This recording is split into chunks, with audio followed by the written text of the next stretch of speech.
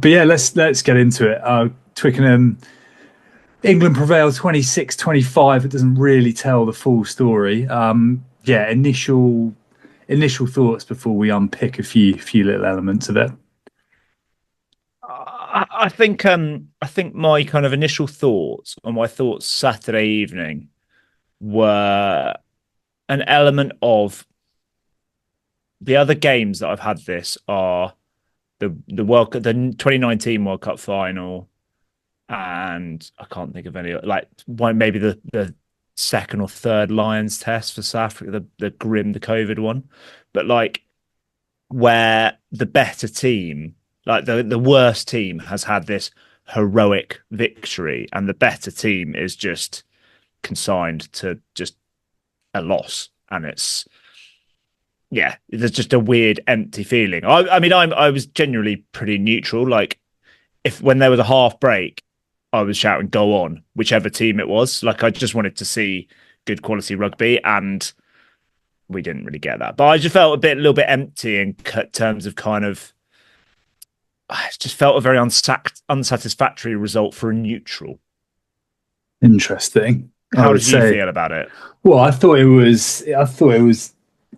was imperfect, but that made it pretty thrilling, and I thought it was engrossing. I thought it was a great game throughout. Obviously, with my original Rosbiff hat on, delighted that England prevailed. So it's a funny one, isn't it? I think as ever, the initial reactions are probably far more extreme than they need to be. I think France at points. I mean, they were wasteful. They were inaccurate when it mattered. They were also at points, I thought, pretty exceptional until the kind of final ball and the final moment, belying conditions that were clearly not easy to play in, or at least play the way that they ended up playing in. And I thought large parts of the French game were really solid.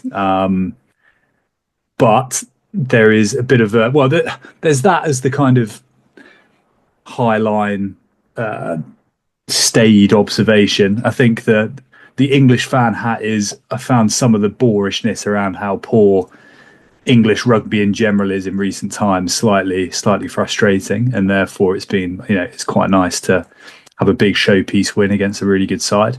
And the flip side of that is that France, again, in a pretty big game when it really matters, have just not been able to come out on the right side of things.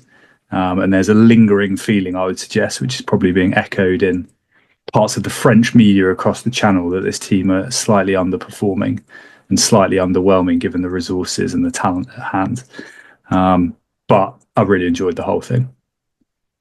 I'd like to say that I said last week during our podcast, I said on our previews, and I said on multiple WhatsApp groups, that I think England had a game in them, and I thought they might win. In fact, I thought they were going to win. Not might. I'm making it more conclusive than that. I said they were going to win because they have a game in them. They've still got quality players. I think it's an interesting one, though, isn't it? Because yes, I also think some of the English kind of downing of English rugby has been a little bit overblown, but that game could have easily been 40 points to 10 final score. Yeah, 100%. And should have been, because those chances that they had were all in the first 20 minutes. If France are 28-0 up after 25 minutes, they're off and into the distance then. There's no way England are coming back from that. And yeah, agreed. I think that could have been another complete humiliation. I remember you said a couple of weeks ago that 53-10 could have been 100, but it was really bad conditions. I guess that on Saturday was the kind of, the flip side of when literally nothing sticks. And yeah, and it costs them. It's weird to see. So like they are world-class players, like Dupont aside, but like Peno, Ramos, BLBRA are three of the best players in the world right now. And they all made mistakes at times. It's just, it's mind-blowing to have four world-class players all make glaring mistakes all in the same half is rare. and all in try Really rare. scoring positions as well. Yeah. It's not, they weren't sort of, yeah, unusual to have so many errors of the same ilk and in the same positions on the pitch, as opposed to, maybe someone is a bit scrappy under a high ball or misses a really obvious one-on-one tackle. It was just purely, it is a tricky one as well, because you can't really legislate for that sort of No. thing. Like, how do you, what's the tactical point? What's the coaching point? There isn't one. It's just catch the ball. Where would, maybe then, from a France perspective, where would you start with some of the take the positives? Where are some of the positives in this? Because I think there are some which I'll keep to myself for the time being, but because a lot of what they did was good, and it was killer moments that absolutely crucified them. I don't have loads of things that were really, really good, to be honest. Okay. Thought Boudon was really good again. I thought Miafu was pretty good. One of his better international games that we've seen of him. He's certainly quite prominent. You're right, though. He does a lot of walking at the right times, doesn't he? He kind of. I think Jegu off the bench was really good. He was, yeah. He was. I think the player of the match was always once the tries had happened, it was always going to be Finn Smith. But the best player on the pitch was Tom Curry, and Ben Earl was pretty good, and Tom Willis when he was on was pretty good, and Ben Curry was pretty good. But when Jegu came on, that was kind of the first time that they had a version of Tom Curry in a way, like someone with that energy and dynamism. And it's actually him that makes the tackle on Tom Curry, isn't it? Yeah, kind of try saving, and it's straight up. He is literally it's like a trampoline bounces up. I thought, we've been calling for a Gazzotti or a Castro Ferreira or a Nucci for a bit of dynamism, and Boudon has added that. I think we kind of said in our previews on X that quietly he is the key man in that back row, and he has added edge and spite, but I think they still need a bit of energy. It's a weird one because I think individually, Aldrit, Cross, and Boudon all played really well, so it's quite hard to be like they were lacking this XYZ, because actually they were all pretty good. They were three of France's better players, I thought. Yeah, they're all decent enough. I think it was just on that day in those conditions, that slightly more dogged, aggressive maybe isn't the word, but dogged, energetic back row with the makeup of Curry and Earl just shaded it and was going to. And I think you're right with Jegu. He brought a bit of desperation that I think energy and a bit of just want to do things slightly differently. Like he carried quite hard. He flew into a few rucks, and frankly, the rest of the French bench was pretty passive across the park, I thought, and he was the only one that really brought that. One thing I will say is I thought, and I'm sure he's copping plenty of heat just because of the nature of the result, but I actually thought a lot of France's back play looked quite good, at least to start with, before the final ball, with Matthieu Jalibert really often playing in that second playmaker role, with Ramos kind of slotting in at 10. There were a couple of glimmers in the first half, and then actually I think it might have even been the first play. There's that lovely move where Barassi goes through the middle, and I actually thought Yoram Murfana had quite a good game as well. It was just I think that's the best game I've seen from Murfana for a couple of years in a France jersey. It was much more when it was difficult. Yeah, exactly, and it's much more like the player we see with Bordeaux, that's kind of a bits and pieces everywhere at the right time, link man, just doing good things in good places. And it's not kind of like Ficou has built a career on, really. And I've kind of realised early on last season when Bordeaux started to hit some form that, I see it now. I see why Murfana is getting picked, because he is actually quite similar to Ficou in the just link. It's a link man in the centres, really.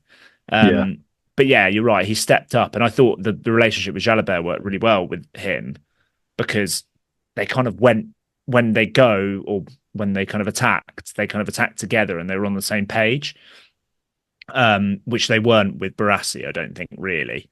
Yeah.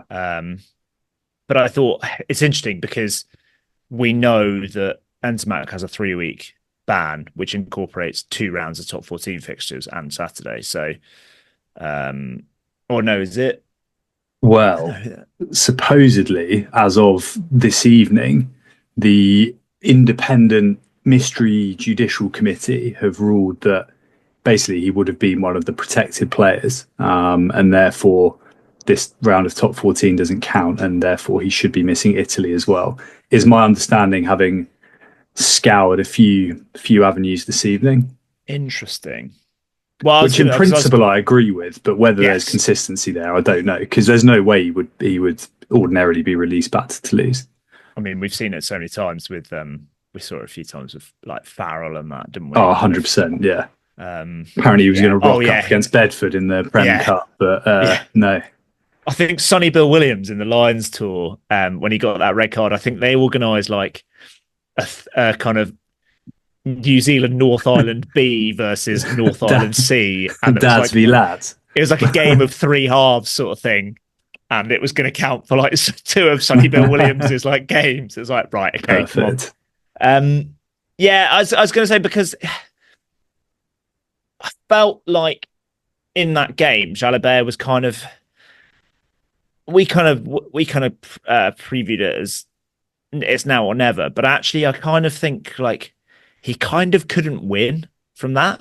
Yeah, I think for him to have kept his place, okay, now he might keep his place for Italy. He basically had to score like 40 points single-handedly for him to keep his place. Yeah, because there's been so much furore around him and Gautier, and the kind of favoured son is clearly Roman Ntamack. And it's just, I just don't know. I feel quite sorry for him, because it kind of, I think he had he had quite a muted game. You know, he was he was quite quietly effective.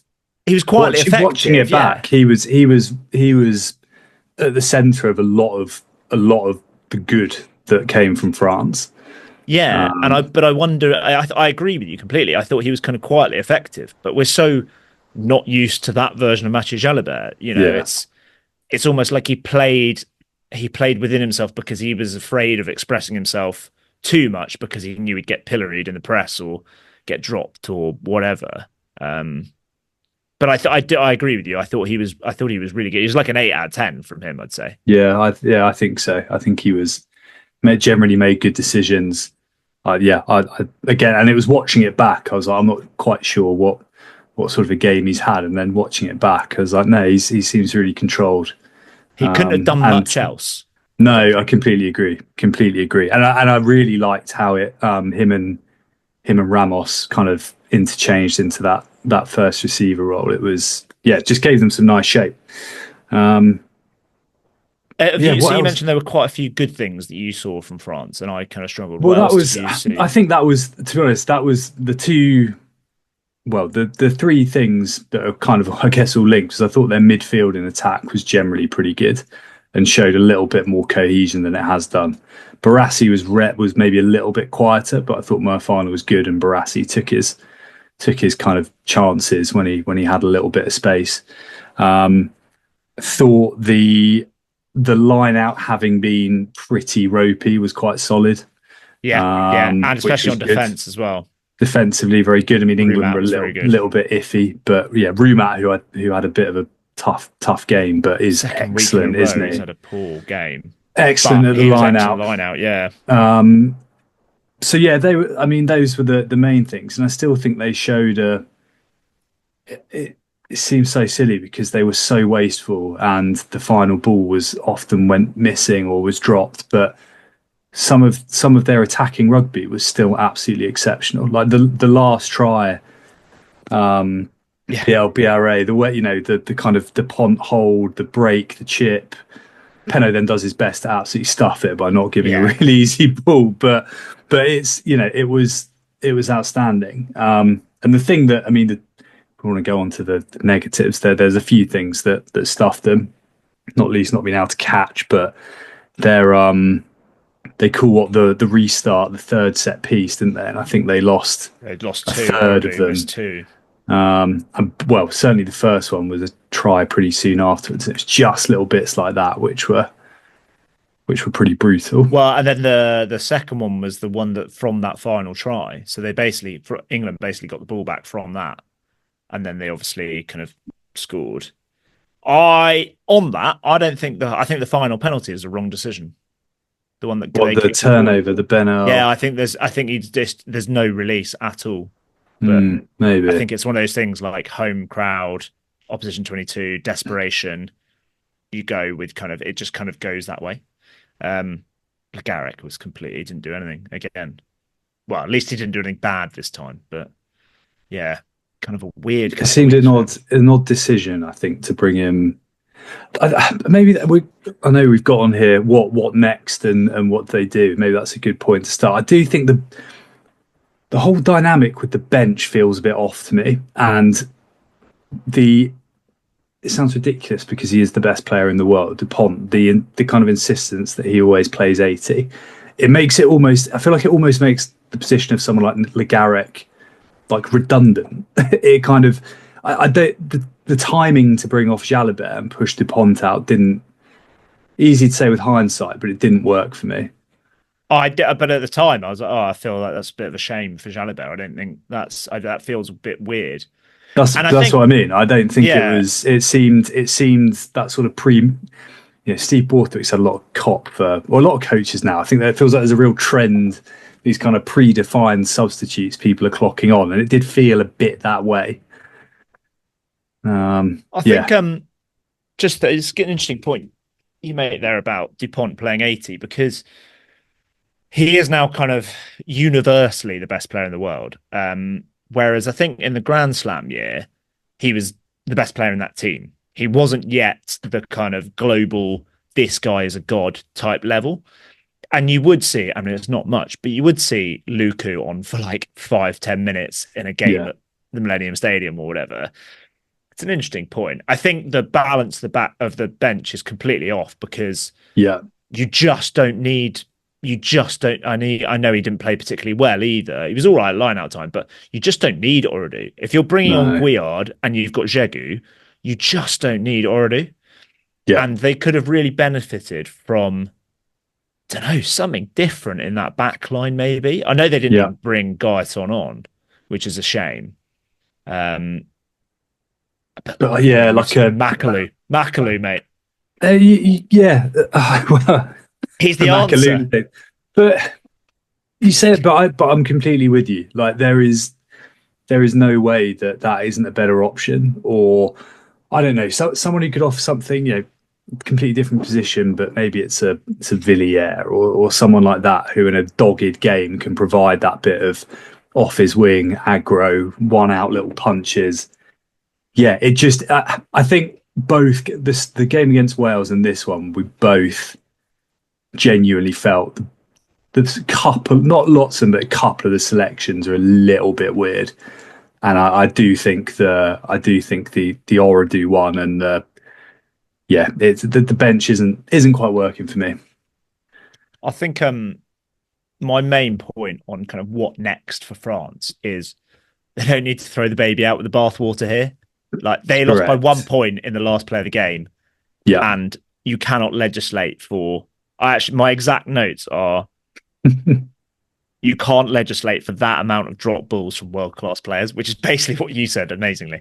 But it's true. Like Penaud dropped 2, BLBRA dropped 2, Aldrip dropped 1, Dupont dropped 1. That is, it's not only like a bad drop for him, it's a bad drop for I don't know, Danny Kerr or Ben Spencer. Dolly in cricketing parlance. Yeah, and they could have completely blown them away.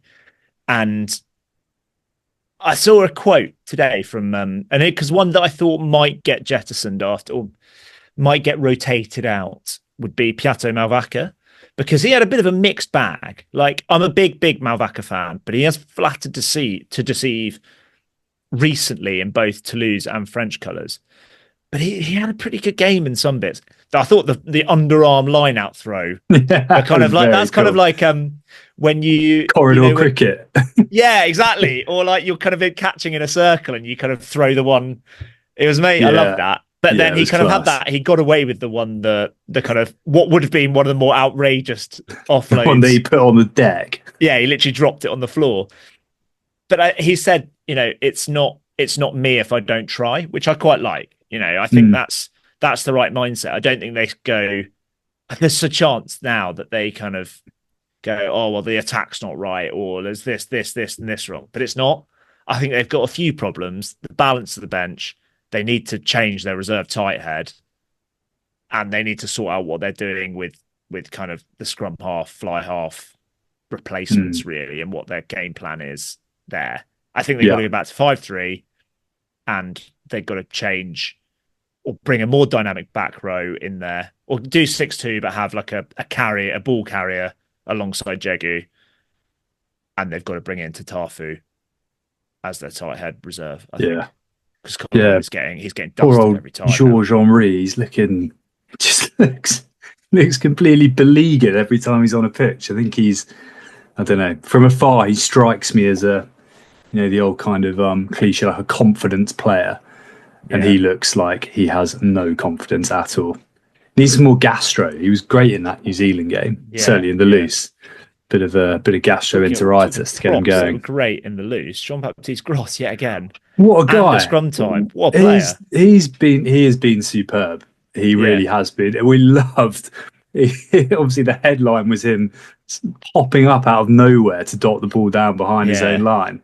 I also saw a picture of him, not a picture, a video that the French team put out of him on the Eurostar, and he was opposite Guillard, and they both were wearing a very fine line of wire rim specs, and Gros pulled it off very well. Both very good-looking men. Like for a prop, I think Jean-Baptiste Gros he's got a bit about him. He's got an aura, despite the fact he's 25 and looks 35. But he's multi-dimensional. Yeah, he's been fantastic.